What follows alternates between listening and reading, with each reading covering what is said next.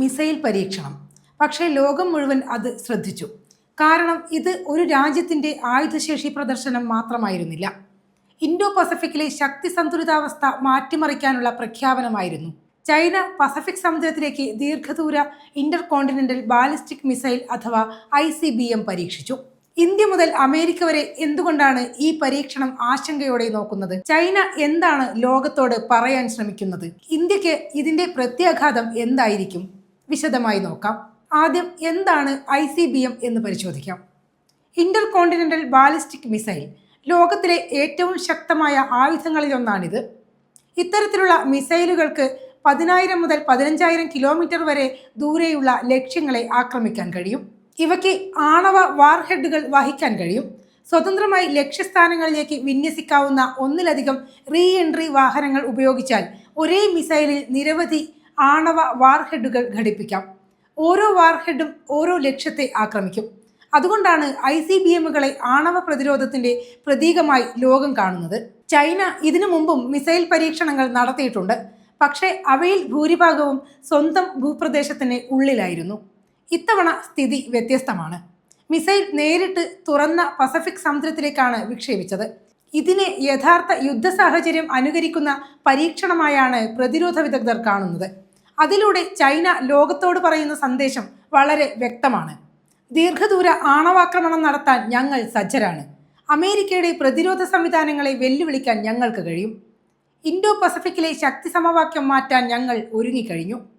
അതിനാൽ ഇത് വെറും സാങ്കേതിക പരീക്ഷണമല്ല, ഒരു വലിയ ജിയോ പൊളിറ്റിക്കൽ സന്ദേശമാണ്. ഇനി ഏറ്റവും പ്രധാനപ്പെട്ട ചോദ്യം, ഇന്ത്യ എന്തുകൊണ്ട് ആശങ്കപ്പെടണം? ഒന്നാമത്, ചൈനയുടെ ആണവശേഷി അതിവേഗം വളരുകയാണ്. ICBM, ഹൈപ്പർസോണിക് മിസൈലുകൾ, സബ്മറൈൻ വിക്ഷേപണ മിസൈലുകൾ, മൊബൈൽ ലോഞ്ചറുകൾ ഇവയെല്ലാം ചേർന്ന സമ്പൂർണ്ണ ന്യൂക്ലിയർ ട്രയാഡ് ചൈന വികസിപ്പിക്കുകയാണ്. രണ്ടാമതായി, ഇന്ത്യ ചൈന അതിർത്തി ഇപ്പോഴും പൂർണ്ണമായി ശാന്തമായിട്ടില്ല. ഗാൽവാൻ ഏറ്റുമുട്ടലിന് ശേഷവും ലഡാക്കിൽ ഇരു രാജ്യങ്ങളും സൈനിക വിന്യാസം തുടരുകയാണ്. അതിർത്തിയിലെ സംഘർഷം തുടരുമ്പോൾ ചൈനയുടെ ദീർഘദൂര മിസൈൽ ശേഷി ഇന്ത്യയുടെ സുരക്ഷാ കണക്കുകൂട്ടലുകൾ കൂടുതൽ സങ്കീർണമാക്കും. മൂന്നാമതായി, ഇന്ത്യൻ മഹാസമുദ്രത്തിൽ ചൈന പിടിമുറുക്കുകയാണ്. പാകിസ്ഥാനിലെ ഗ്വാദർ, ശ്രീലങ്കയിലെ ഹമ്പൻതോട്ട, മ്യാൻമറിലെ ക്യൂക്യു, ജിബൂട്ടി ഇവയെല്ലാം ചേർന്ന് ഇന്ത്യയെ ചുറ്റിപ്പറ്റുന്ന ഒരു തന്ത്രപരമായ ശൃംഖലയാണ് ചൈന നിർമ്മിക്കുന്നത്. ഇതോടൊപ്പം ICBM ശേഷിയും കൂടി വന്നാൽ ഇന്ത്യക്ക് കരയിലും കടലിലും ഒരേ സമയം കൂടുതൽ ജാഗ്രത പാലിക്കേണ്ട സാഹചര്യമാണ് വരുന്നത്. നാലാമത്, ഇന്ത്യയുടെ മിസൈൽ പ്രതിരോധ സംവിധാനങ്ങൾക്കും പുതിയ വെല്ലുവിളിയാണിത്. S-400 ബാലിസ്റ്റിക് മിസൈൽ ഡിഫൻസ്, അഗ്നി 5 എന്നിവയെല്ലാം കൂടുതൽ വേഗത്തിൽ വികസിപ്പിക്കേണ്ട സാഹചര്യമുണ്ടാകുന്നു. ഈ പരീക്ഷണം ഇന്ത്യയെ മാത്രമല്ല ഇൻഡോ പസഫിക് മേഖലയെ ആകെ ബാധിക്കുന്നതാണ്. ചൈനയുടെ പ്രധാന ലക്ഷ്യം ഇപ്പോഴും തായ്വാനാണ്. അതുകൊണ്ട് തന്നെ അമേരിക്കയും സഖ്യരാജ്യങ്ങളും വലിയ ആശങ്കയിലാണ്. ജപ്പാനിലെ അമേരിക്കൻ സൈനിക താവളങ്ങൾ ചൈനയുടെ മിസൈൽ പരിധിക്കുള്ളിലാണ്. ദക്ഷിണ ചൈന കടലിലെ തർക്കങ്ങൾ കാരണം ഫിലിപ്പീൻസും ആശങ്കയിലാണ്. UK-യുമായും US-ഉമായും ചേർന്നുള്ള AUKUS കരാറിലൂടെ ആണവ സബ്മറൈൻ വികസിപ്പിക്കുന്ന ഓസ്ട്രേലിയയും ചൈനയുടെ ഓരോ സൈനിക നീക്കവും സൂക്ഷ്മമായി നിരീക്ഷിക്കുകയാണ്. ഇതെല്ലാം ചേർന്ന് ഇൻഡോ പസഫിക്കിൽ ഒരു പുതിയ ആയുധ മത്സരത്തിലേക്കാണ് ലോകം നീങ്ങുന്നതെന്ന ആശങ്ക ഉയരുന്നു. ഇന്ത്യ, അമേരിക്ക, ജപ്പാൻ, ഓസ്ട്രേലിയ എന്നീ രാജ്യങ്ങളുടെ കൂട്ടായ്മയായ ക്വാഡ് ഇനി വെറും നയതന്ത്ര വേദി മാത്രമായിരിക്കില്ല. ഇൻഡോ പസഫിക്കിലെ സുരക്ഷയുടെ പ്രധാന തൂണായി അത് മാറുകയാണ്.